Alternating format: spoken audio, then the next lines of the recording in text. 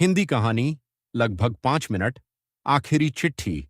एक छोटे से गांव में राहुल नाम का लड़का रहता था। वह बहुत गरीब था, लेकिन उसके सपने बहुत बड़े थे। उसके पिता किसान थे और माँ सिलाई का काम करती थीं। उसी गांव में नैना नाम की एक लड़की रहती थी। दोनों बचपन से साथ पढ़ते थे। धीरे धीरे उनकी दोस्ती प्यार में बदल गई। एक दिन राहुल ने नैना से कहा, मैं शहर जा रहा हूं, कुछ बनकर लौटूंगा, फिर तुम्हें हमेशा के लिए अपना बना लूंगा। नैना मुस्कुराई और बोली, मैं तुम्हारा इंतजार करूंगी, चाहे जितना समय लगे। राहुल शहर चला गया। शुरुआत में उसे बहुत कठिनाइयां झेलनी पड़ीं। कई रातें बिना खाना खाए गुजरीं, लेकिन उसने हार नहीं मानी। हर महीने वह नैना को एक चिट्ठी लिखता था। पहली चिट्ठी में लिखा था, मैं ठीक हूं, अभी संघर्ष कर रहा हूं, लेकिन एक दिन जरूर सफल बनूंगा। दूसरी चिट्ठी में, आज पहली नौकरी मिली है, तनख्वाह कम है लेकिन उम्मीद बड़ी है। तीसरी चिट्ठी में, मैंने तुम्हारे लिए एक छोटी सी अंगूठी खरीदी है, जल्द ही घर आऊंगा। नैना हर चिट्ठी को संभाल कर रखती थी और रोज उन्हें पढ़ती थी। समय बीतता गया। 5 साल गुजर गए। एक दिन राहुल ने गांव लौटने का फैसला किया।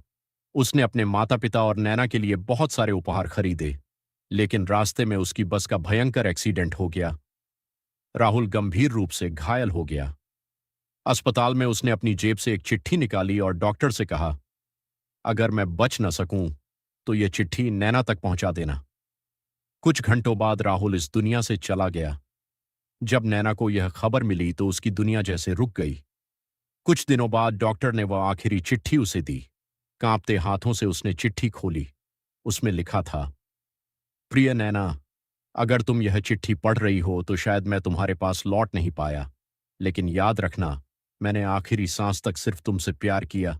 मैंने जो सपने देखे थे उनमें सबसे खूबसूरत सपना तुम्हारे साथ जिंदगी बिताने का था। अगर मैं नहीं रहूं तो अपनी जिंदगी रोकना मत।